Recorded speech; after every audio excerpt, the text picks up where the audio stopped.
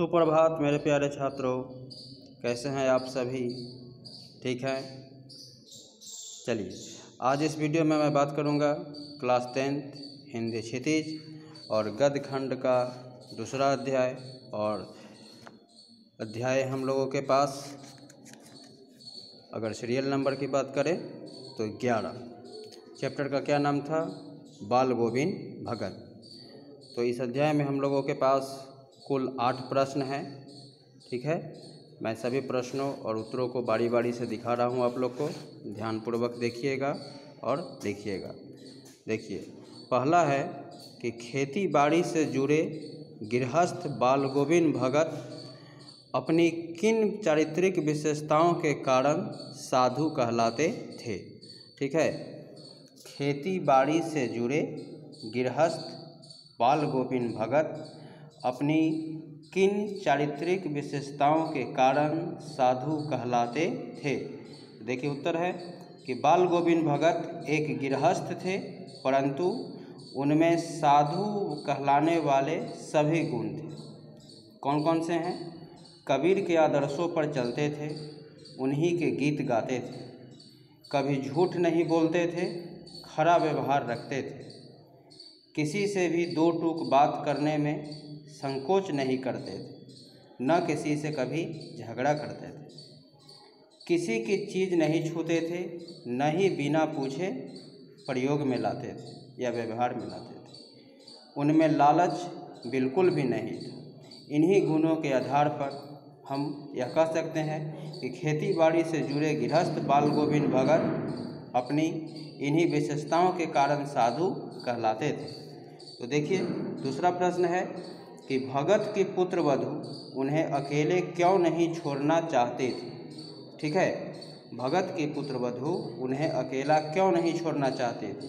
तो उत्तर है कि भगत की पुत्र वधू उन्हें अकेले छोड़कर नहीं जाना चाहती थी, क्योंकि भगत के बुढ़ापे का वह एकमात्र सहारा थे। उसके चले जाने के बाद भगत की देखभाल करने वाला और कोई नहीं था, इसलिए पुत्र वधू उन्हें अकेले छोड़कर नहीं जाना चाहती थी। तीसरा प्रश्न है कि भगत ने अपने बेटे की मृत्यु पर अपनी भावनाएं किस तरह व्यक्त की। देखिए, बेटे की मृत्यु पर भगत ने मतलब बाल गोविंद भगत ने पुत्र के शरीर को एक चटाई पर लिटा दिया, उसे सफ़ेद चादर से ढक दिया तथा वे कबीर के भक्ति गीत गाकर अपनी भावनाएं व्यक्त करने लगे। भगत ने अपने पुत्र वधू से कहा कि यह रोने का नहीं बल्कि उत्सव मनाने का समय है। विरहनी आत्मा अपने प्रियतम परमात्मा के पास चली गई है। उन दोनों के मिलन से बड़ा आनंद और कुछ नहीं हो सकता। इस प्रकार भगत ने शरीर की नश्वरता मतलब नष्ट होने वाला और आत्मा की अमरता जो कभी समाप्त नहीं होता है का भाव व्यक्त किया। चौथा प्रश्न है कि भगत के व्यक्तित्व और उनकी वेशभूषा का अपने शब्दों में चित्र प्रस्तुत कीजिए। ठीक है, देखिए, बाल गोविंद भगत एक गृहस्थ थे, लेकिन उनमें साधु सन्यासियों के गुण भी थे। वे अपने किसी काम के लिए दूसरों को कष्ट नहीं देना चाहते थे, बिना अनुमति के किसी की वस्तु को हाथ नहीं लगाते थे, कबीर के आदर्शों का पालन करते थे, सर्दियों में भी अंधेरा रहते ही पैदल जाकर गंगा स्नान करके आते थे तथा भजन गाते थे। अब बात है वेशभूषा की। तो देखिए, वेशभूषा से ये साधु लगते थे। इनके मुख पर सफ़ेद दाढ़ी तथा सिर पर सफ़ेद बाल थे। गले में तुलसी के जड़ की माला पहनते थे। सिर पर कबीर पंथियों की तरह टोपी पहनते थे। शरीर पर कपड़े बस नाम मात्र के थे।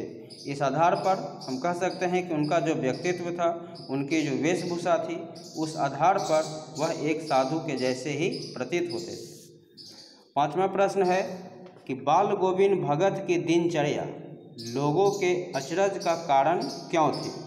तो देखिए, बाल गोविंद भगत की दिनचर्या लोगों के अचरज का कारण इसलिए बन गई थी क्योंकि वे जीवन के सिद्धांतों और आदर्शों का अत्यंत गहराई से पालन करते थे और उन्हें अपने आचरण में भी उतारते थे। वृद्ध होते हुए भी उनकी स्फूर्ति में कोई कमी नहीं थी।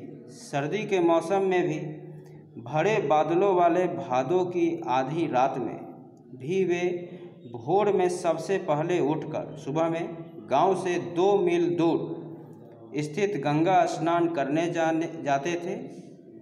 खेतों में अकेले ही खेती करते तथा गीत गाते रहते।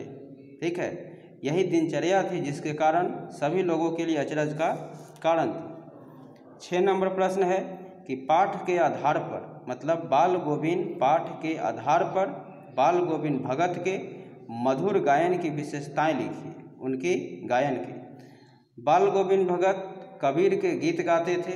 वे बहुत मस्ती से गाया करते थे। कबीर के पद उनके कंठ से निकलकर सजीव हो उठते थे। उनका स्वर बहुत मधुर था। उनके गीत सुनकर लोग मंत्रमुग्ध हो जाते थे, आकर्षित हो जाते थे। औरतें उस गीत को गुनगुनाने लगती थी। उनके गीत का मनमोहक प्रभाव सारे वातावरण में छा जाता था। किनके गीत का? बाल गोविंद भगत के गीत का। 7वां है कि कुछ मार्मिक प्रसंगों के आधार पर यह दिखाई देता है कि बाल गोविंद भगत प्रचलित सामाजिक मान्यताओं को नहीं मानते थे। पाठ के आधार पर उन प्रसंगों का उल्लेख कीजिए। ठीक है, कि आखिर वह कौन सी बात थी और कौन सी सामाजिक मान्यता थी जिसे वो नहीं मानते थे।